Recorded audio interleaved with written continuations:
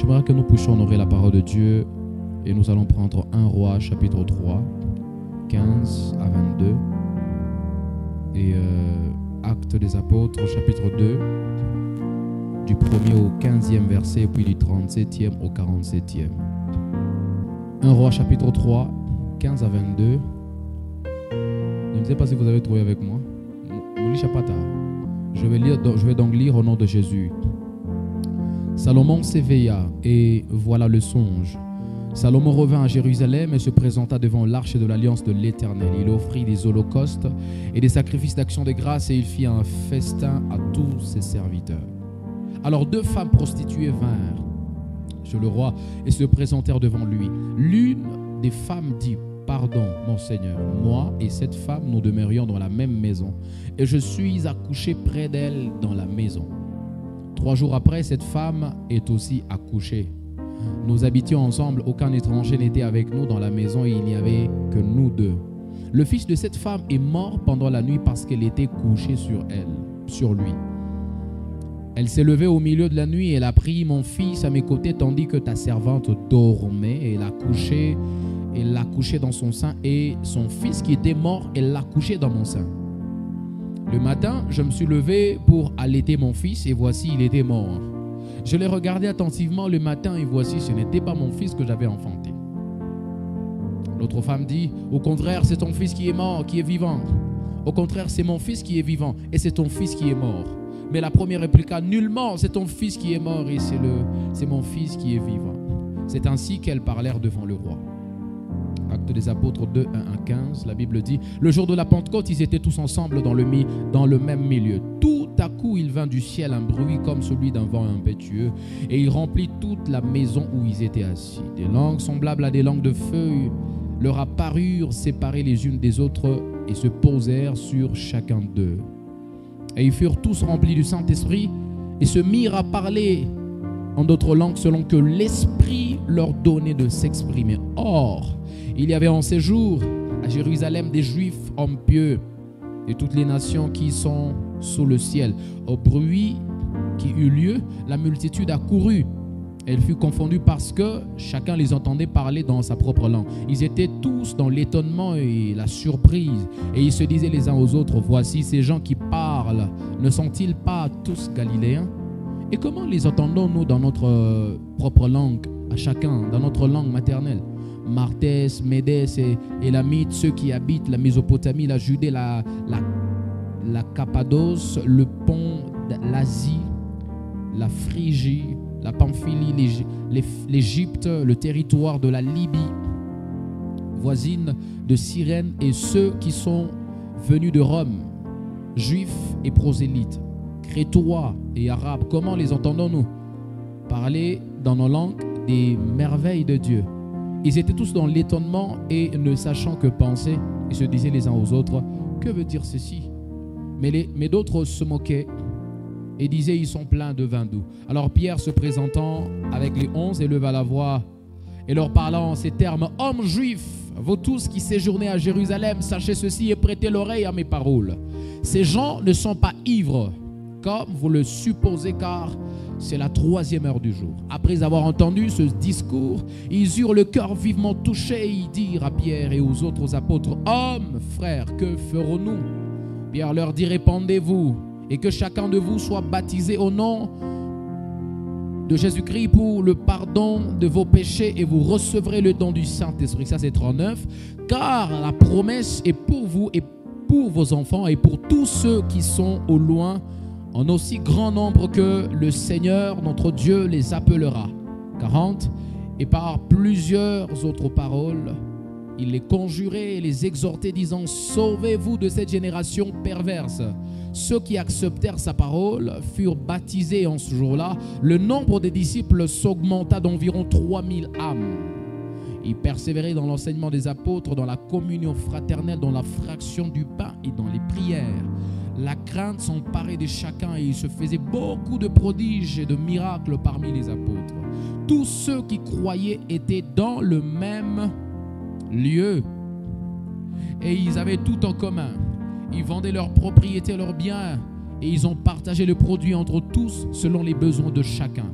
Ils étaient chaque jour tous ensemble assidus au temple. Ils rompaient le pain dans les maisons et prenaient leur nourriture avec joie et simplicité de cœur, louant Dieu et trouvant grâce auprès de tout le peuple. Et le Seigneur ajoutait chaque jour à l'église ceux qui étaient sauvés. C'est la parole de Dieu. On peut l'acclamer pendant qu'on est en train de reprendre place. Alléluia. Alléluia. Alors frères et sœurs, comme j'étais en train de le dire, nous avons débuté cette série d'enseignements, nous l'avons commencé, nous l'avons abordé depuis la fois passée encore, le réveil spirituel. Et j'ai commencé par poser certaines bases en vous disant, frères et sœurs, des choses qu'il fallait comprendre déjà à la base, c'est que chaque personne, chaque structure, chaque organisation ou église qui existe dans la volonté divine a un plan de Dieu selon lequel elle doit fonctionner sur la terre pour connaître son succès sur cette même terre où cette structure, cette église, cette organisation existe. J'étais en train de parler de ça et j'aimerais encore une fois le dire ce soir, frères et sœurs. Tout homme, tout ce qui existe sur la terre, selon le plan de Dieu ou dans le plan de Dieu, dans la volonté divine, comme je l'ai dit premièrement, a un plan de Dieu. Et aussi longtemps que cela, ou cette personne, ou cette chose-là, ou cette église, ou cette organisation ne fonctionne pas selon ce plan de Dieu-là, ça ne peut pas connaître le succès sur la terre. Alléluia. Et nous nous sommes dit la fois passée, frères et sœurs, que pour connaître le succès sur la terre, il est donc simple. Il faut seulement connaître le plan de Dieu sur sa vie et marcher selon ce plan-là. Mais sinon, aussi longtemps que selon le plan de Dieu sur ta vie, tu ne sauras pas connaître le succès sur la terre. Que ce soit une église, que ce soit une organisation, que ce soit, je ne sais pas, une entreprise que vous commencez, que ce soit, je ne sais pas, un projet que vous commencez, un projet que vous lancez. Si vous ne savez pas quel est le plan de Dieu dans ce projet-là, si vous ne savez pas quel est le plan de Dieu dans cette entreprise que vous commencez, si vous entrez dans une relation, tu ne sauras pas avoir le succès. Parce que déjà, regardez, quand je parle de relations, je sens vous dire une chose. Les relations dans lesquelles nous entrons, pour ceux qui connaissent ou ceux qui veulent, si vous voulez parler de relations amoureuses, ce ne sont pas toutes les relations amoureuses où Dieu nous amène pour aller jusqu'au mariage. Est-ce que vous savez ça? Il y a des relations amoureuses, Dieu va t'emmener pour te donner une sagesse. Il y a des relations amoureuses, Dieu va t'emmener juste pour te connecter à certaines personnes. Ce n'est pas forcément pour le mariage. Quelqu'un comprend de quoi je parle? Il y a des relations où Dieu va t'emmener, ce n'est pas seulement pour que vous puissiez aller jusqu'à faire des enfants. Non. Il y a des relations où Dieu peut te prendre comme ça. Tu penses que c'est une relation amoureuse comme les autres, alors que Dieu voulait t'apprendre quelque chose. Il voulait t'apprendre la patience. Il voulait vraiment, je ne sais pas, te donner la sagesse. Et si tu ne sais pas quel est le plan de Dieu dans chaque relation où tu entres, alors tu vois que tu vas rater le succès, non? Tu vas rater le succès. Toi, tu vas regarder au mariage alors que Dieu est en train d'attendre de toi la sagesse. Toi, tu vas regarder aux enfants alors que Dieu est en train d'attendre de toi la patience. Tu vois? Et si tu ne sais pas que Dieu m'a amené dans cette relation ici pour me donner la patience, si tu ne sais pas que Dieu m'a amené dans cette relation ici pour me donner la sagesse, tu vas rater ça. Alléluia. C'est pourquoi il faut connaître le plan de Dieu. Le plan, frères et sœurs, c'est quelque chose que Dieu se rassure toujours. Alors j'avais bien dit, bien toujours. Le plan de Dieu, c'est quelque chose que Dieu se rassure toujours d'avoir fixé avant de faire quoi que ce soit sur la terre. Voilà pourquoi il a osé dire un jour dans Ecclésiaste chapitre 3, il dit, il y a un temps pour tout. Si déjà il a fixé un temps pour tout ce qu'il fait, c'est qu'il a un programme, il a un plan, il a un projet, il a une route, un chemin bien tracé pour tout ce qui se fait sur la terre. Alléluia. Je vous ai bien dit, frères et sœurs, qu'il est impossible de vivre le plan de Dieu aussi, malheureusement, sans être éveillé. Le plan de Dieu dont je suis en train de vous parler ici, c'est bien si vous le connaissez. C'est bien si Dieu vous le révèle. Mais si vous n'êtes pas éveillé, vous ne pouvez pas vivre ce plan-là. Ou vous ne pouvez pas vivre selon ce plan-là. Je vous ai donné l'exemple du petit enfant Samuel quand il est dans les temples là-bas. Il a encore un petit enfant, mais il ne sait pas vivre le plan de Dieu. Pourquoi? Parce qu'il n'était pas endormi. Dieu est en train de vouloir faire de lui prophète, mais il dit attention, tu dois te réveiller. Voilà pourquoi à chaque fois qu'il venait, il devait d'abord le réveiller. Il dit tu dois te réveiller pour que tu sois prophète sur Israël. Tu ne peux pas être prophète aussi longtemps que tu dors. Alléluia. Très important à retenir comme base au sujet du réveil spirituel, mes frères. Il y a plusieurs dans ce monde, comme je l'avais aussi dit en finissant, qui souffriront ou qui souffrent jusqu'aujourd'hui, juste parce que toi tu dors encore. Parce que toi tu n'es pas encore éveillé. Comme je vous l'ai dit depuis la fois passée, mes frères, vous savez, quand Dieu nous crée sur la terre, il y a des hommes et des femmes qu'il met sur nos différents chemins. Il ne te crée pas pour toi-même. Alléluia. Quand Dieu te crée, il faut avoir dans ta tête et dans ton esprit qu'il t'a créé pour les autres.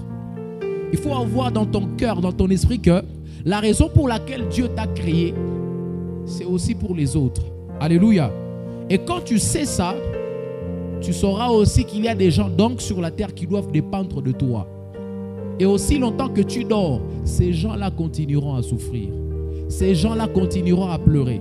Ces gens-là continueront à quémander. Ces gens-là vont continuer à crier la crise financière. Ils vont continuer à souffrir des maladies. Ils vont continuer à souffrir des démons juste parce que toi, tu dors encore. Quelqu'un comprend de quoi je parle? Alléluia. Voilà pourquoi la Bible a dit dans Romains chapitre 8, le verset 19, le monde attend avec un ardent désir la révélation des fils de Dieu. C'est avec un ardent désir qu'il attend ça. J'ai commencé à parler des méfaits du sommeil, mes frères. Et j'ai premièrement dit que le sommeil pouvait tuer ou même vous faire perdre quelque chose que Dieu vous a donné légalement. Je ne saurais pas reprendre tout ce que j'ai dit la fois passée. J'avais aussi dit que le sommeil spirituel peut vous emmener à vous faire voler votre droit. Un droit que Dieu vous a donné, c'est une relation que Dieu vous a donnée. C'est de l'argent que Dieu vous a donné. C'est une grâce que Dieu vous a donnée. C'est un don spirituel que Dieu vous a donné. Mais tu te fais voler. Banakoui baï les grâces. Voilà pourquoi vous avez entendu certains, on leur dit Bali bagno tayake. Vous comprenez un peu? Juste parce que c'était quelqu'un qui dormait. On ne peut pas voler l'étoile de quelqu'un qui est éveillé. Alléluia. J'en ai parlé largement la fois passée. Le sommeil spirituel, frères et sœurs, peut vous emmener ou peut vous faire consommer ce qui est inadmissible ou inconsommable, comme nous l'avons dit aussi. Il peut vous pousser à manger ce qui est incomestible, comme cette femme ici.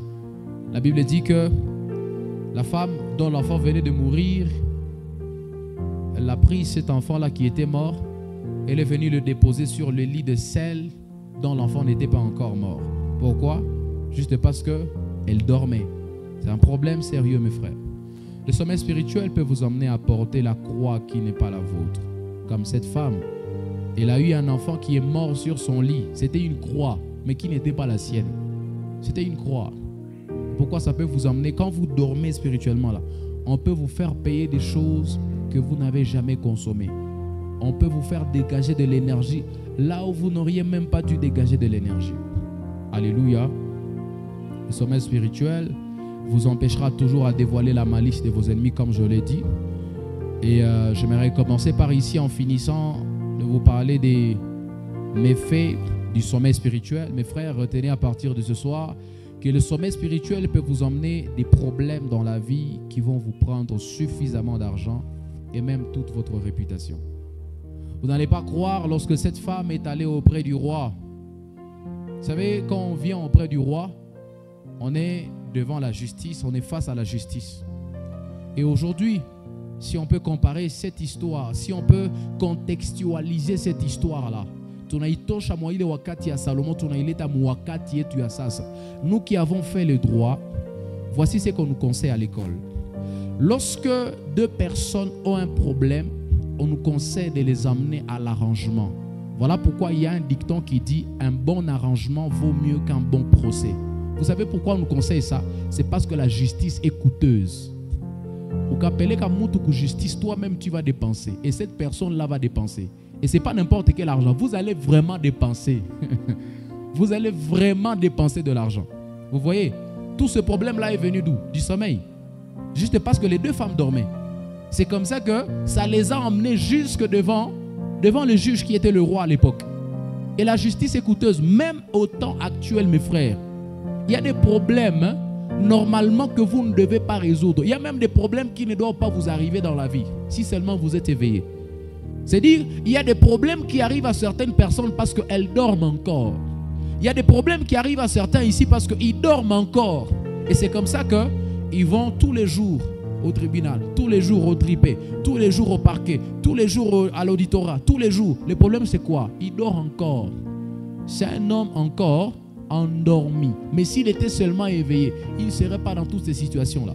Regardez, vous pouvez penser que c'est vague, c'est dont je vous parle. Moi, je connais des serviteurs de Dieu ici qui ne peuvent pas faire 3 mois sans aller en prison. Je les connais. Des serviteurs de Dieu, ils se disent prophètes. Le problème c'est quoi? Ni ne pas appeler comme ma prison. Parce que ils ont amené un couple à divorcer. Et l'un des partenaires, l'un des conjoints, il va aller se plaindre devant la justice. On vient prendre le prophète et on l'amène en prison. Le sommeil spirituel. Le sommeil spirituel. Le prophète a prié pour quelqu'un et puis il lui dit, tu vois, c'est ta tante qui est en train de détruire ta vie. C'est mon ami. Quand tu me dis c'est ma tante là, tu vois que tu détruis la famille, non? Le sommeil spirituel. Et quand la tante va venir se plaindre contre le prophète qui a dit que c'était elle qui détruisait la vie de ce monsieur là ou de cette dame là, le prophète, on vient le prendre et on l'amène en prison. Le sommeil spirituel. Il y a des choses normalement pour lesquelles on ne doit plus se battre si seulement on est éveillé. Quelqu'un comprend de quoi je parle? Les sommeils spirituels peuvent vous emmener des problèmes sérieux qui vont vous prendre de l'argent. Des problèmes qui vont même vous prendre votre réputation. Déjà, ces deux femmes ici, quand elles vont aller voir le roi Salomon là-bas, tout le monde saura qu'elles ont eu un problème et c'était un problème de dispute d'enfants. C'est-à-dire, ça leur prend déjà leur réputation. Au-delà du fait que tout le monde savait qu'elles étaient prostituées, on saura encore qu'il y a un problème comme ça. C'est comme ça, frères et sœurs, comme je suis en train de vous dire là. Au-delà du fait que le sommeil spirituel peut vous emmener des problèmes qui vous prennent de l'argent, ça vous prendra aussi votre réputation. Vous savez, hein, quand on vous saisit dans un dossier comme on est tombé sur vos audios, on est tombé sur vos messages. Vous voyez ce que ça vous prend, non? Tout le monde dans la ville est au courant que... quand tu passes, tout le monde te pointe du doigt. Même quand tu as déjà confessé ça. Tu vois le problème? Tu vois, même quand tu viens confesser ça ici à l'église, Dieu va te pardonner, mais les gens, ils sont pas comme Dieu. Ils ne sont pas obligés de te pardonner d'ailleurs. Tu vois, quand tu passes, tu es déjà sainte. Dieu t'a déjà pardonné, il t'a déjà lavé. Mais les gens, quand tu vas passer, ils vont chaque fois te pointer du doigt. C'est la sœur là, c'est la sœur là. Tu vois, ça dépend même de ta réputation. Parce que tu dormais. Est-ce que je parle à quelqu'un ce soir? Pasteur, est-ce que tu peux nous expliquer le réveil spirituel? Je vais en parler, je vais commencer à parler de ce que le réveil spirituel n'est pas. Alléluia. Est-ce que je peux dire la vérité ce soir? Je peux dire la vérité ce soir? Alléluia. Premièrement, retenez mes frères que le réveil spirituel n'est pas d'abord le parler en langue. Alléluia. Je disais, le réveil spirituel n'est pas d'abord le parler en langue. Vous savez pourquoi je dois vous dire ces choses ici? C'est parce que Bengi Katienu, il pense que quand il a commencé à parler en langue, c'est qu'il est éveillé spirituellement. Plusieurs d'entre vous là-bas, ils pensent que c'est quand quelqu'un a commencé à parler en langue qu'il a monté de dimension. Plusieurs parmi vous là-bas, ils pensent que c'est quand quelqu'un a commencé à parler en langue qu'il a grandi dans sa vie chrétienne, qu'il a grandi dans sa vie d'intimité avec Dieu. Plusieurs parmi vous, ils pensent que le thermomètre pour mesurer la maturité spirituelle, c'est le parler en langue. Plusieurs y pensent ça, alors que ce n'est pas vrai, mes frères. Est-ce que je peux vous choquer en vous disant qu'il y a des gens qui parlent la langue juste pour nous impressionner? Est-ce que je peux dire la vérité ce soir? Mes frères, il y a des gens, ils se tiennent seulement devant vous là. Lui-même dans son cœur, il sait que, en tout cas, ce n'est pas vrai ce qu'il fait là. Il est juste en train de viser quelqu'un dans la salle. Il est juste en train de viser quelqu'un qui venait d'entrer. Il commence à parler en langue. Mes amis, si vous n'avez jamais vu ça, j'aimerais vous dire que c'est même entré dans l'église. Il y a des chantres, il y a des prédicateurs, il y a des conducteurs et des conductrices de cultes qui ont commencé à faire ça. Et donc ce n'est pas ça le thermomètre pour mesurer la maturité spirituelle. Déjà dites-moi, si quelqu'un qui est en train de conduire le culte peut être animé par un esprit, il commence à parler en langue juste parce que quelqu'un vient d'entrer. C'est-à-dire là, il ne sert plus Dieu, il commence à servir la personne qui vient d'entrer. Vous allez me dire que cette personne a grandi spirituellement? Alors, est-ce que parce qu'il a parlé en langue, est-ce que parce qu'il a parlé en langue, on va dire qu'il a grandi spirituellement? Non, son parler en langue ne peut pas nous pousser à dire qu'il a grandi spirituellement. Parce qu'il y a des gens qui parlent en langue, mais qui sont encore des bébés spirituels. Oh, quelqu'un n'a pas dit amen ce soir. Je dis, quelqu'un n'a pas dit amen ce soir. Il y a des gens qui parlent en langue, mes frères, mais qui sont encore des bébés spirituels. Ils ne connaissent rien de Dieu, ils ne savent rien de tout ce qu'il y a dans le monde spirituel. D'ailleurs, je vais vous dire ceci. Le parler en langue, ce n'est pas ça le monde spirituel. Parce que plusieurs parmi vous, ils pensent que pour entrer dans le monde spirituel, il faut forcément parler en langue. Non. Est-ce que vous savez qu'il y a des gens, ils sont très bien positionnés, très bien stables. Ils sont tous les jours et à tout moment dans le monde spirituel. Ils ont grandi dans ce monde-là alors qu'ils ne parlent même pas forcément beaucoup en langue. Est-ce que vous le savez? Frères et sœurs, le parler en langue n'est pas le thermomètre pour mesurer la maturité spirituelle. Et surtout, ce n'est pas ça le réveil spirituel. Une église qui est éveillée spirituellement, ce n'est pas d'abord une église où on a commencé à parler en langue. Non.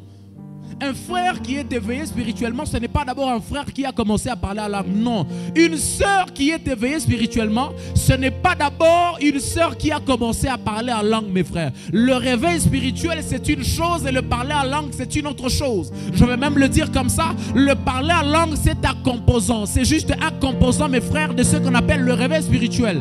Et donc, on ne peut pas comparer le réveil spirituel qui est tout un ensemble à un petit composant de cet ensemble-là. Est-ce que quelqu'un comprend de quoi je parle? Je disais ceci.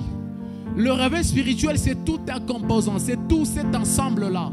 Et le parler en langue n'est qu'une petite particule de cet ensemble. Et donc, on ne peut pas dire que parce que tu as eu cette petite particule-là, parce que tu as accédé à cela, tu es éveillé spirituellement. Non. Parce que je vais même le dire comme ça, frères et sœurs. Comme je le disais, il y a des gens qui parlent en langue mais qui ne sont pas éveillés spirituellement. Et retenez à partir de ce soir, tout parler en langue sans réveil spirituel est une langue ordinaire. Ah, quelqu'un n'a pas dit amen ce soir. Non, tu as raté la bonne occasion de dire amen ce soir. Écoutez-moi, tout parler en langue sans réveil spirituel, c'est comme le français. C'est comme l'anglais. Et ça ne peut pas nous intimider. C'est pourquoi il y a des gens, je vais vous dire la vérité. D'ailleurs, je vais vous donner un signe. Pour tester le parler en langue de quelqu'un qui a grandi ou quelqu'un qui est éveillé spirituellement et le parler en langue de quelqu'un qui est endormi. Le parler en langue de quelqu'un qui est éveillé spirituellement, quand il commence à parler en langue, tu sens comme une chair de poule sur toi. Le ciel s'ouvre. Les maladies peuvent commencer à partir. Les yeux peuvent commencer à s'ouvrir. C'est quand il a commencé à parler en langue que tu sens qu'il y a des visions qui commencent à monter dans ton esprit. Parce que c'est quelqu'un qui est éveillé spirituellement. Lui, quand il parle en langue, il n'est pas en train de parler français. Lui, quand il parle en langue, il n'est pas en train de parler anglais. Quand il parle en langue, il ouvre le ciel. Est-ce que je parle à quelqu'un ce soir? Je prie que cela soit ton partage au nom de Jésus. Je disais que cela soit ton partage au nom de Jésus. Que ton parler en langue ne soit pas comme du français. Que ton parler en langue ne soit pas semblable à l'anglais. Mais que ton parler en langue ouvre le ciel au nom de Jésus. C'est un parler en langue. Quand il parle en langue, toi-même tu sens que non. En tout cas, c'est comme s'il y a déjà une autre atmosphère. J'ai comme l'impression qu'il y a des gens qui viennent d'entrer ici quand il a commencé à parler en langue. Voilà le parler en langue de quelqu'un qui est éveillé spirituellement. Le parler en langue de quelqu'un qui est éveillé spirituellement bouge le ciel. Est-ce que je parle à quelqu'un ici? Il y a des parlers en langue, quand tu commences à parler en langue, les gens commencent à tomber, les gens commencent à être délivrés, les gens commencent à jeter des béquilles. Frère, si vous n'avez jamais vu ça, c'est ce qu'on appelle le parler en langue de quelqu'un qui est éveillé spirituellement. ça te donne la chair des poules. Tu sens que non. J'ai comme l'impression qu'il y a des gens, j'ai comme l'impression qu'il y a déjà des gens autour de moi. J'ai comme l'impression que je ne suis plus la même personne avant qu'il ne parle la langue comme après qu'il vient de commencer à parler la langue. Alléluia. C'est comme ça que même dans le parler en langue, je vais vous dire ceci, même dans le parler en langue, il y a des dimensions. Est-ce que vous le savez? Il y a des gens, ils parlent la langue. Lui, il parle la langue. Tu sens seulement que, bon, ma aventure. Hein. Ça dit, il parle la langue, tu ne sens rien. Il parle la langue, il n'y a rien. Tu sens que, bon, ok. Il parle seulement. C'est comme quelqu'un qui est en train de parler français. Mais il y a des dimensions du parler en langue. Quand tu commences à parler en langue, toi qui n'as jamais été au centre d'anglais, toi qui n'as jamais été en Ouganda, tu n'as jamais été nulle part où on parle anglais, tu commences à parler anglais correctement. Il y a des dimensions de parler en langue, tu n'as jamais été en Ouganda, tu commences à parler le Kiganda. Il y a des dimensions, tu n'as jamais été en Espagne, tu commences à parler espagnol. C'est des dimensions du parler en langue des gens qui ne sont pas dans le sommeil, des gens qui sont éveillés spirituellement. Je prie que Dieu t'emmène dans cette dimension. J'étais en train de dire que Dieu t'emmène dans cette dimension dans le nom de Jésus. Où tu ne parleras pas que comme tout le monde. Quand tu commences à parler en langue, les gens ils disent mais c'est quelle langue qu'il a commencé à parler? On a comme l'impression qu'il commence à parler portugais. On a comme l'impression qu'il a commencé à parler espagnol. On a comme l'impression qu'il a commencé à parler anglais. On a comme l'impression qu'il a commencé à parler burundi. Est-ce que quelqu'un peut me dire amen ce soir? Que cela soit ton partage au nom de Jésus. Parler en langue, frères et sœurs, ne mesure pas le réveil spirituel. Deuxième chose, le réveil spirituel n'est pas une habitude à lire la Bible. Ça semble choquant, n'est-ce pas? Mais je vais vous dire qu'il y a plusieurs chrétiens qui lisent la Bible mais qui sont endormis. Ils lisent la Bible, wanasomaka Biblia, mais wangali wanalala, kundani ya usingizi. Ils lisent la Bible mais ils ne sont pas éveillés spirituellement. Pourquoi ils lisent la Bible? Ils lisent la Bible juste par routine. Ils lisent la Bible juste parce que c'est doctrinal. Ils lisent la Bible à quoi ils ne cherchent pas à ressembler. Ils ont plus le courage de retenir les versets que de conformer leur vie à ces versets. Vous comprenez un peu? Ils ont plus le courage de retenir les livres de la Bible que de conformer leur vie à ces livres de la Bible. Ils ont plus le courage de retenir les formes et les zigzags qu'il y a dans la Bible que de retenir et de conformer leur vie à tout ce qu'ils ont rencontré dans la Bible. Frères et sœurs, le réveil spirituel, ce n'est pas d'abord le fait que vous avez pris le courage de lire votre Bible. Ce n'est pas encore ça. Parce qu'il y a plusieurs qui lisent la Bible. D'ailleurs, je vais vous le dire comme ça.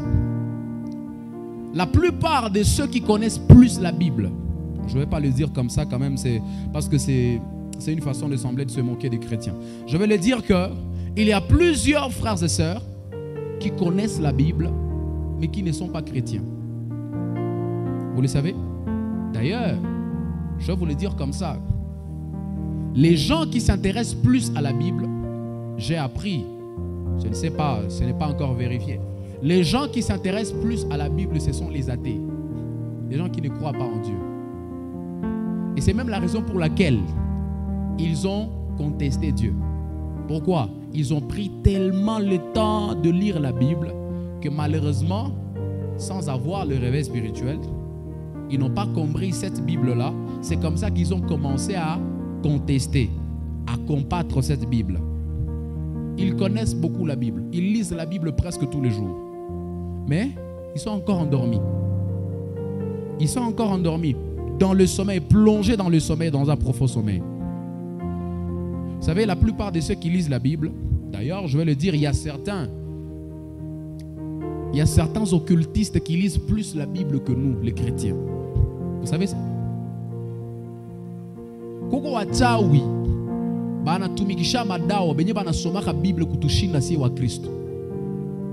Ils existent, mes frères. Ils lisent plus la Bible que nous. Est-ce pour autant que, parce qu'ils lisent la Bible, ils sont éveillés spirituellement? Non. Parce que le fait de lire la Bible n'est pas le thermomètre du réveil spirituel.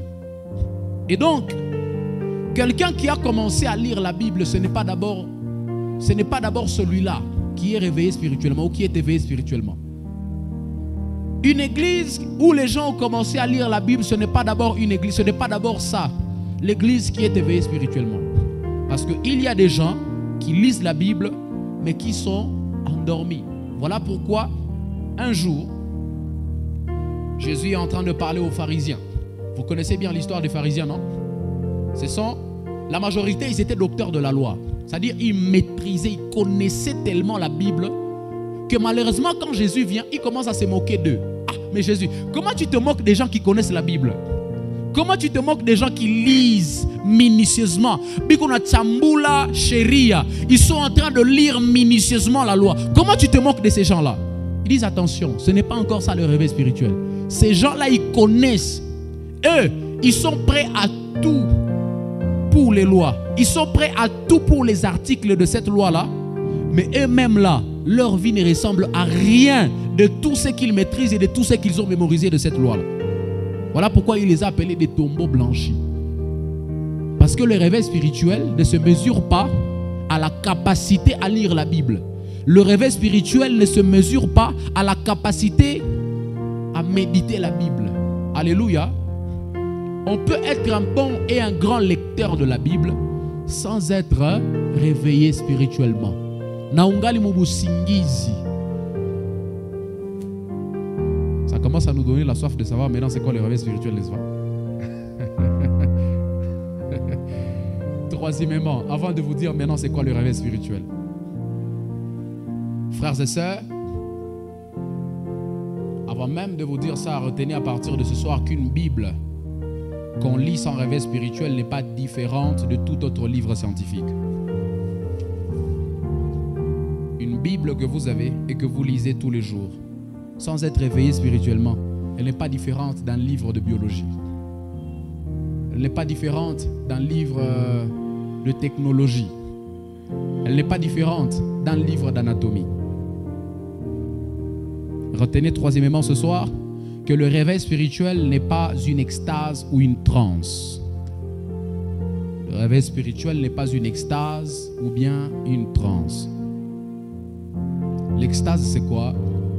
C'est ce moment où on est en train de prier. C'est comme ça, Lingala.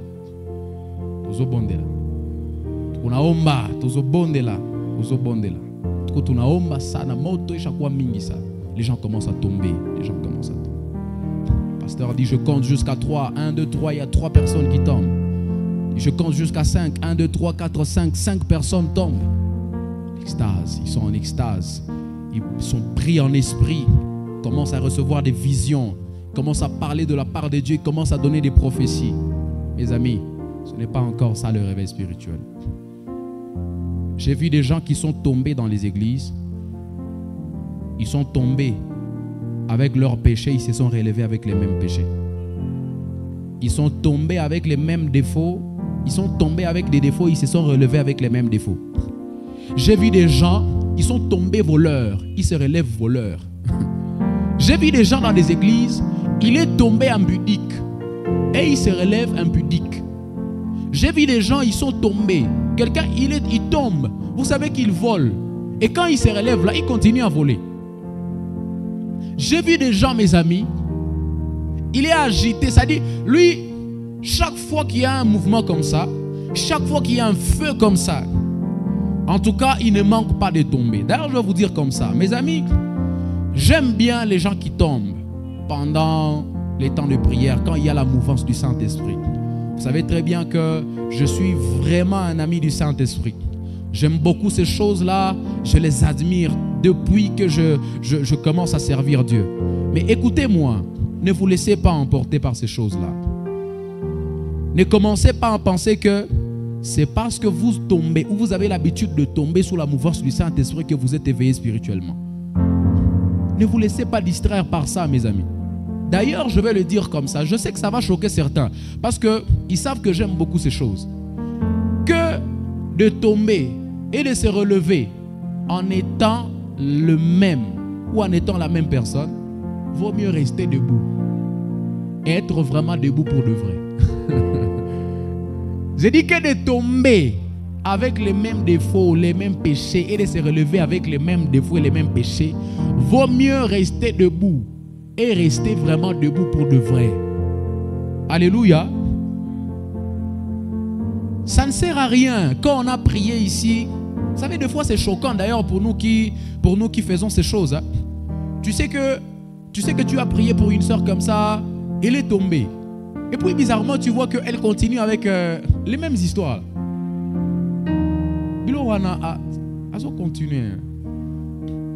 Continue avec les mêmes affaires. Ça énerve, hein? C'est énervant, je vous dis la vérité.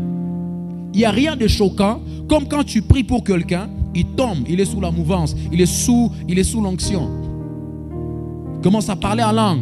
Et puis quand il se relève, tu te rends compte qu'il est resté le même. Non, c'est choquant. D'ailleurs, c'est décevant. Moi, je ne trouve même plus le courage de prier pour des gens comme ça.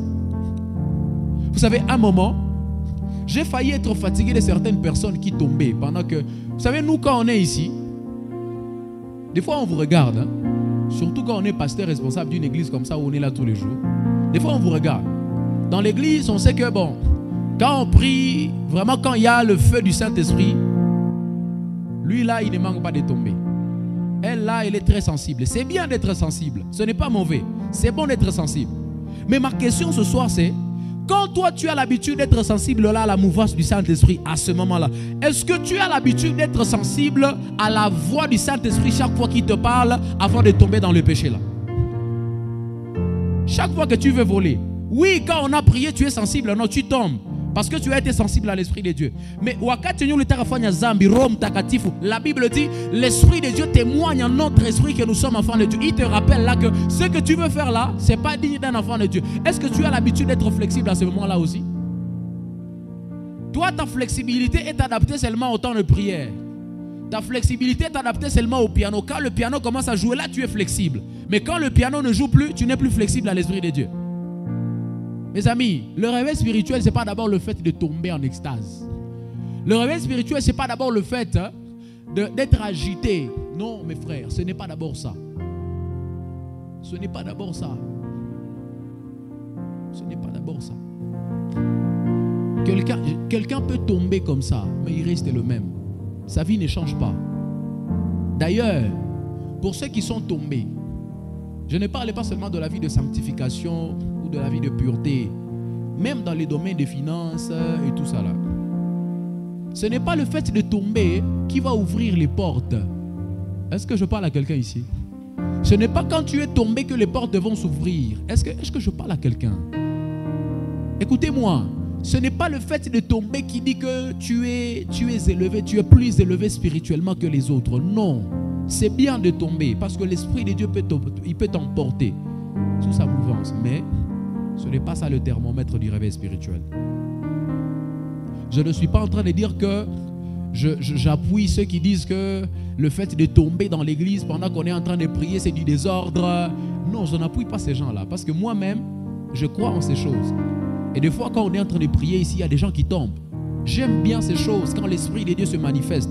Mais écoutez-moi, il ne faudrait pas que vous qui avez l'habitude de tomber, vous puissiez être emporté par ça pour croire que vous êtes éveillé spirituellement. Parce que ce n'est pas ça qui mesure le réveil spirituel. Ce n'est pas ça le thermomètre du réveil spirituel. Alléluia. C'est juste une particule du réveil spirituel. Alors c'est quoi le réveil spirituel, pasteur? Et une seule définition pour vous, et on va la comprendre plus, on sera en train d'avancer. Mes amis, le réveil spirituel, c'est un mouvement d'éveil d'esprit. C'est un mouvement d'éveil d'esprit qui est caractérisé par une lumière divine, entraînant âme et corps à se soumettre à l'esprit qui a été éclairé. Je disais, le réveil spirituel, c'est un mouvement d'éveil d'esprit. L'esprit est éveillé. Et cela est caractérisé par une lumière divine. Une lumière divine qui entraîne votre âme et votre corps à se soumettre à cet esprit qui a été éclairé. Je vais vous l'expliquer en un seul mot. Je me retrouve dans Romains chapitre, je crois le chapitre 8. c'est pas le chapitre 8, dans les premiers versets, en tout cas dans les premiers chapitres du livre de Romains. La Bible est en train de dire, c'est de l'abondance du cœur que la bouche parle. Et quand vous descendez par après, la Bible est en train de dire, l'âme et le corps doivent être conduits par l'esprit, parce que tout commence à l'intérieur de l'homme. Écoutez, la Bible est en train de nous expliquer ce qu'on appelle la tripartie de l'homme. Mutu est composé dans 3 grandes parties. Premièrement, il est composé de l'esprit. Deuxièmement, il est composé de l'âme. Alors quand je dis l'esprit, c'est là qu'on peut parler du réveil spirituel. Alléluia. Parce que qui dit spirituel dit esprit. Et ici on est en train de parler de l'esprit de l'homme. On ne parle pas de l'esprit de Dieu parce que l'esprit de Dieu ne peut pas se réveiller. Lui, il ne dort pas. On parle de l'esprit de l'homme. Deuxièmement, on parle de l'âme. Dans l'âme, c'est là qu'il y a les émotions. C'est là qu'il y a les sentiments. C'est là qu'on peut être en colère. C'est là que wakati yenye unakasirika, wakati yenye, je ne sais pas, tu te sens découragé. Là, c'est dans ton âme. Et troisièmement, ton corps, qui est maintenant l'enveloppe même de tous ces deux-là.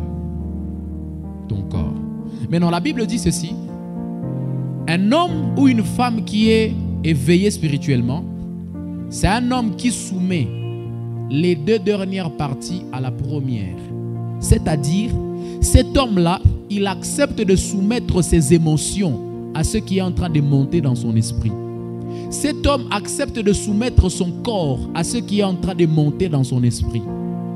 Voilà pourquoi j'ai dit que cet esprit à son tour devrait être éclairé par Dieu.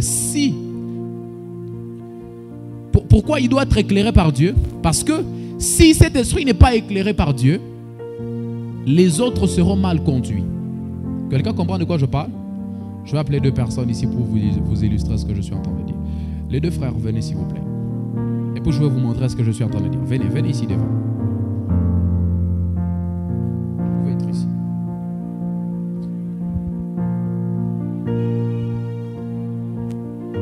Il peut être là. Et lui, il se tient ici.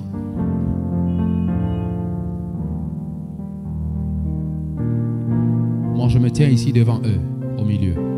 Ça va? Moi, je représente l'esprit. On suppose que nous 3 ici, on est dans un homme. Ça va? C'est comme ça, on est dans un homme. Lui, il représente l'âme et lui, il représente le corps. J'ai dit le réveil spirituel, c'est quand moi qui représente l'esprit dans cet homme-là, j'ai d'abord reçu une lumière divine, une lumière qui vient de Dieu. Je suis éclairé par Dieu. C'est-à-dire, je porte la lumière de Dieu sur moi. J'ai reçu la lumière de Dieu. Je vais vous montrer comment on reçoit cette lumière-là. Parce que j'ai dit qu'on va comprendre cette définition en avançant. Alléluia. Moi, j'ai reçu l'Esprit de Dieu. Pourquoi je dois recevoir l'Esprit de Dieu? Moi. Parce que c'est moi qui dois conduire les 2 ici. Vous comprenez un peu? Mienzo chauffeur wabo. Mienzo niko volant. Et je dois avoir la lumière. Pourquoi? Parce que déjà, lorsque vous rentrez dans Psaume 119, le verset 105, la Bible dit « Ta parole est une lampe à mes pieds et une lumière sur... » Les versets, c'est ce qu'on appelle les sentiers. La Bible compare la vie de l'homme au sentier. Le sentier, c'est un petit chemin. C'est un chemin étroit. Et quand vous définissez ça, on vous dit que c'est un chemin dans les forêts. C'est-à-dire, la Bible est en train de dire à d'autres termes que la vie de l'homme en soi n'est pas facile. La vie de l'homme en soi n'est pas une vie qu'on mène facilement. Déjà, quand vous parlez du sentier, dans le dictionnaire, on va vous dire que dans les sentiers, il n'y a pas de lumière. Il y a des ténèbres. Bon, entre nous, si tu es en train de marcher, dans un petit chemin, un chemin étroit. 2, il n'y a pas de lumière. 3, c'est dans les forêts. Qu'est-ce que tu peux rencontrer là-bas? Tu vois les dangers, non? Tu vois le risque. 1, c'est un petit chemin. 2, il n'y a pas de lumière. 3, c'est dans les forêts. Tu vois? Donc si tu n'as pas la lumière de Dieu, tu peux rencontrer des bêtes féroces là-bas. Si tu n'as pas la lumière de Dieu, tu peux tomber dans des pièges, dans des trous là-bas. Si tu n'as pas la lumière de Dieu, tu vas piétiner, tu vas marcher dans des épines là-bas. Tu comprends un peu? Voilà pourquoi moi qui suis l'esprit dans cet homme ici, je dois être éclairé. Parce que quand je marche, ils doivent me suivre. Ils sont censés me suivre moi, parce que c'est moi qui suis l'esprit. Voilà pourquoi Paul a dit, il a osé dire un jour, lorsque vous entrez dans Galates chapitre 5, 16 et 17, il dit, marchez selon l'esprit. Et puis il ose dire quelque chose de choquant. Il dit, vous n'accomplirez pas les désirs de la chair. Ah, mais Paul, ça devient choquant, non? Tu vois que c'est bizarre. Mais j'ai la chair. Comment tu ne veux pas que je puisse satisfaire les désirs de la chair? Il dit, attends, quand tu as satisfait les désirs de l'esprit, l'esprit sait gérer, il sait donner quoi à qui derrière ici. Parce que lui, quand il reçoit, il sait à qui partager quoi. Alléluia. Voilà pourquoi quand l'esprit de Dieu reçoit la lumière, il sait quelle quantité de lumière partager à la chair, il sait quelle quantité de lumière partager à l'âme. Parce que lui, quand il reçoit pas de n'importe qui, il reçoit de Dieu. Un Dieu qui est responsable. Alléluia. Voilà pourquoi il a osé dire, marchez selon l'esprit et vous n'accomplirez pas les désirs de la chair. C'est-à-dire, quelqu'un qui est éveillé spirituellement, c'est quelqu'un qui a accepté de tuer sa chair. Quelqu'un comprend de quoi je parle? Pourquoi il tue sa chair? Parce que sa chair n'a pas droit de vivre vu que la vie est ici au niveau de l'esprit. Ah, quelqu'un n'a pas compris de quoi je parle. Je dis quelqu'un qui est éveillé spirituellement, c'est quelqu'un dont la chair est morte. Mais cette chair ici profite de la vie qui vient de l'esprit parce que c'est l'esprit qui est vivant. Quelqu'un comprend de quoi je parle? Ta chair n'a pas besoin de vivre. Pourquoi? Parce que l'esprit déjà quand il vit, il doit conduire ta chair. Est-ce que quelqu'un comprend de quoi je parle? Quelqu'un qui est éveillé spirituellement, c'est quelqu'un qui accepte de tuer son âme. Pourquoi l'âme n'a pas besoin de vivre? Parce que l'esprit déjà quand il vit, l'âme est censée aussi vivre. La Bible a dit c'est l'esprit qui conduit l'âme, c'est l'esprit qui conduit la chair. Et donc si l'esprit est vivant, si l'esprit est éclairé, si l'esprit a reçu de la part de Dieu, ces deux ici n'auront plus de problèmes. N'auront plus de problèmes. Écoutez-moi, quand vous êtes dans une maison, je vous ai donné encore cet exemple la fois passée. Vous êtes dans une maison où il y a un père de famille. Écoutez, quand vous n'avez pas gagné, même si vous n'avez pas gagné 500 francs, vous allez vous inquiéter. Vous allez vous inquiéter du fait que vous n'allez pas manger le soir. Pourquoi? Vous avez un père, non? Donc si papa est béni, ce n'est pas un problème si moi je ne trouve pas 5 000 francs la journée. Ah, quelqu'un ne comprend pas de quoi je parle. Si papa a trouvé 5 000 francs seulement, moi ça ne me dérange pas même si je ne gagne pas en ville. Ça ne me dérange pas, pourquoi? Parce que je sais que papa a trouvé. Et c'est lui qui est le conducteur de la famille. C'est lui qui est le chauffeur de la famille. Donc sur lui il trouve, c'est toute la famille qui a trouvé. Voilà ce qu'on appelle le réveil spirituel. Le réveil spirituel, c'est une dimension que tu atteins, où tu éteins ton âme, tu éteins ta chair. Tu ne peux plus te laisser conduire par les émotions. Voilà pourquoi tu peux être en colère, mais une colère qui ne va même pas jusqu'à 30 minutes. On s'est dit, mais depuis que... Mais cet homme, il était colérique. Normalement, tu es colérique, mais depuis que tu es éveillé spirituellement, ta colère ne dure plus. Toi qui ne pardonnais pas, tu ne sais plus garder rancune. Pourquoi? Parce que tu es éveillé spirituellement. Voilà les signes du réveil spirituel. Quand tu es éveillé spirituellement, toi qui étais colérique, tu tues ta colère. Parce que ta colère n'a plus le droit de vivre. C'est ton esprit qui conduit tout cela. Et comme l'esprit n'héberge pas la colère, tu ne peux pas garder la colère. Voilà ce qu'on appelle le réveil spirituel. Oh non! Tu vois, pasteur, moi je suis quelqu'un de colérique. Vraiment, moi, depuis avant, ne blaguez pas avec moi. Tu dors encore. Tu es encore en sommeil. Ça, c'est une preuve que tu n'es pas encore éveillé spirituellement. Et tu as besoin du réveil spirituel. Parce que quelqu'un qui est éveillé spirituellement, c'est quelqu'un qui accepte de tuer sa chair. C'est quelqu'un qui accepte de tuer son âme. Il accepte de tuer les émotions. Ce n'est pas quelqu'un de sentimental. Hein? Ce n'est pas quelqu'un de sentimental. Il ne se laisse jamais conduire par les sentiments. Il ne se laisse jamais conduire par la chair. Voilà pourquoi il peut avoir les mêmes sentiments que tout le monde, mais ne pas tomber dans le péché. La chair lui demande l'argent. Oh non, j'ai besoin de maquillage. Oh non, j'ai besoin de... c'est comme toutes les femmes vraiment. Et c'est normal pour toute femme.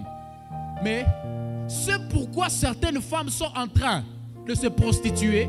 Ne l'emmène pas à la prostitution. Pourquoi? Parce qu'elle, elle a déjà tué sa chair. C'est désormais l'esprit qui la conduit. C'est pourquoi certaines femmes sont en train de donner leur corps à n'importe qui. Ça ne l'emmène pas à donner son corps. Pourquoi? Parce qu'elle, elle a déjà tué sa chair. C'est l'esprit qui est en train de conduire sa chair. Et comme l'esprit n'a pas les sentiments là que vous connaissez ici, il ne peut pas t'amener, ma soeur, à donner ton corps. Il ne peut pas. C'est des signes de quelqu'un qui est éveillé spirituellement. Merci. Voilà ce qu'on appelle le réveil spirituel, mes frères.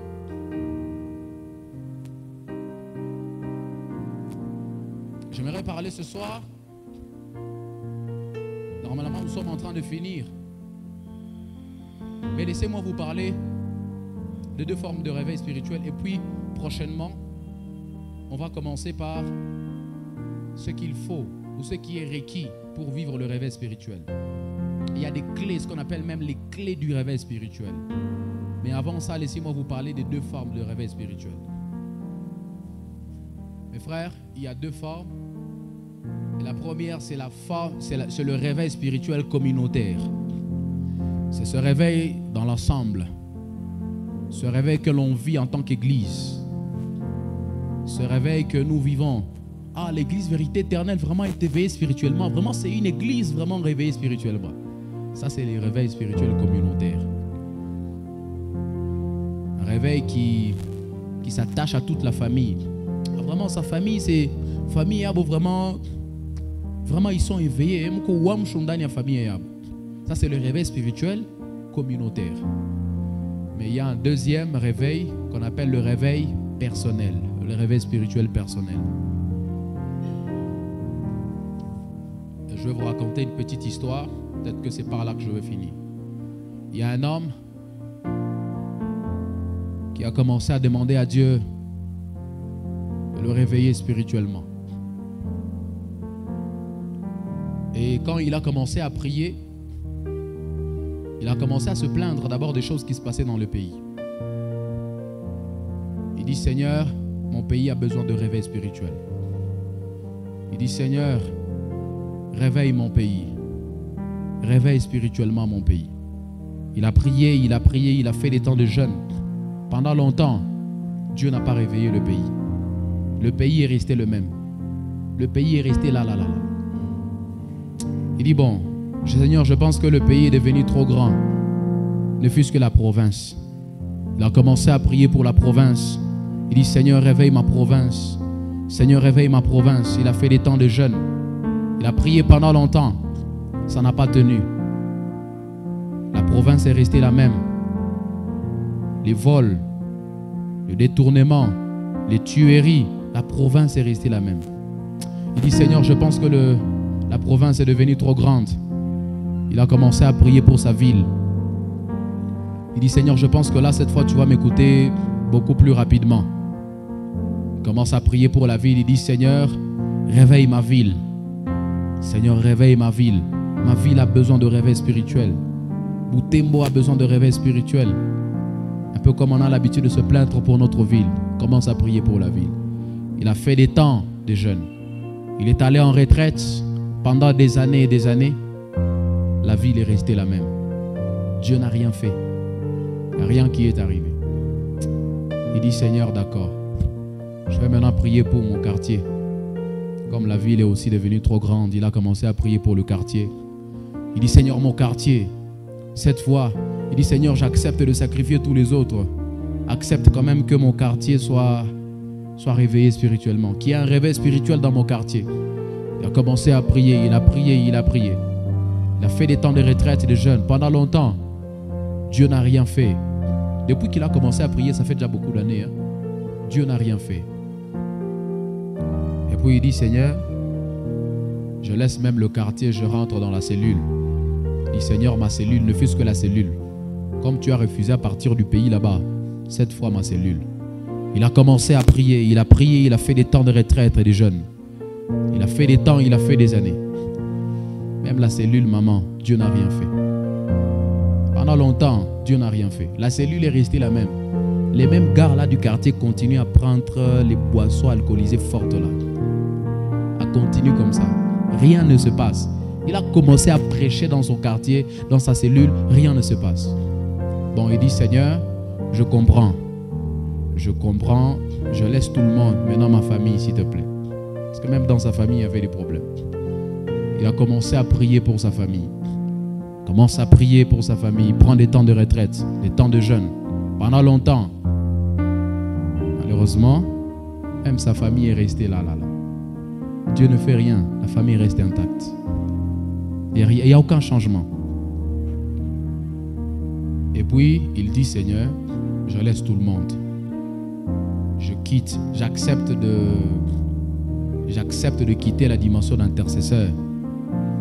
Il dit, Seigneur, réveille-moi. C'est là que Dieu a dit, voilà la prière que j'attendais de toi. Il dit, voilà la prière que j'attendais. Depuis toutes les années là où tu as commencé à prier pour le pays. Il dit, moi j'attendais que toi d'abord tu sois éveillé spirituellement. Il dit, parce que le vrai problème de tous ceux qui sont dans le pays là dont tu parles là, c'est parce qu'il manque juste un réveil personnel. Si chacun dans sa chambre, si chacun dans son coin, quand il rentre, on n'est plus à l'église ici, chacun rentre là personnellement avec Dieu, dans son intimité, dans son individualisme avec Dieu. Il est éveillé spirituellement. L'église sera éveillée spirituellement. Si chacun de nous ici est éveillé spirituellement, la ville de Butembo sera éveillée spirituellement. Si chacun je ne sais pas, des citoyens de la province du Nord Kivu est éveillé spirituellement, on va parler de la province qui est éveillée spirituellement. Si tout le monde dans le pays est éveillé spirituellement, c'est finalement le pays qui est éveillé. Et donc le problème, ce n'est pas le pays. Le problème, ce sont les citoyens du pays. Il dit, là, je vais te réveiller. Et donc je finis par vous dire ceci, mes frères. Si on doit parler du réveil spirituel dans cette église, il faudrait que toi, tu te réveilles. Parce que le réveil spirituel de cette église dépend d'abord de ton réveil, toi. Si tu n'es pas réveillé spirituellement, tu n'es pas éveillé spirituellement, il y aura un problème dans le réveil communautaire. Si toi, tu n'es pas réveillé spirituellement, il y aura un problème même dans ta famille. Comment imaginer? Le gars est en train de demander le réveil spirituel de tout un pays alors que lui-même dans sa famille n'est pas éveillé spirituellement. Dieu a exaucé la prière d'un seul individu. Parce que, écoutez, il n'y a que la relation qui compte.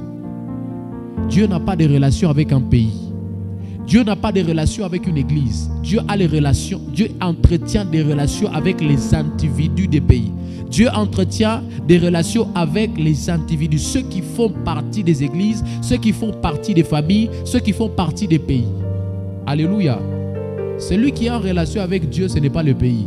Ce sont les citoyens du pays. Celui qui est en relation avec Dieu, ce n'est pas l'église. Ce sont les chrétiens de cette église. Alléluia. Voilà pourquoi si on doit parler du réveil spirituel, chacun des membres de cette église-là doit se réveiller spirituellement.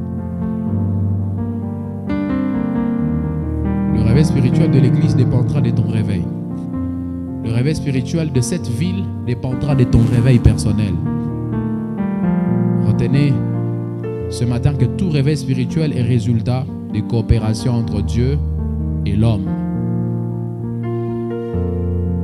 Le réveil spirituel, c'est un résultat de coopération entre Dieu et l'homme. Pas entre Dieu et l'église. Pas entre Dieu et le pays. Pas entre Dieu et la ville, mais entre Dieu et l'homme. Voilà pourquoi vous entendrez partout où le réveil est arrivé que c'est au travers d'un homme ou c'est au travers d'une femme que ce réveil était arrivé. Alléluia. Voilà pourquoi tu dois vraiment prendre ta relation, ton intimité avec Dieu au sérieux. Parce que c'est de là que viendra le réveil. Alléluia. C'est de là que viendra le réveil. Quand je parle de coopération avec Dieu et l'homme, il y a l'un qui donne et l'autre qui reçoit. C'est Dieu qui donne et c'est toi qui dois recevoir. Quand il coopère avec toi, tu dois accepter de recevoir ce qu'il te donne. Tu dois accepter de gober dans ton esprit ce qu'il a libéré. On peut se tenir debout ce soir. Prochaine Maintenant, je vais continuer avec les clés du réveil. Comment y accéder alors, pasteur, de manière pratique?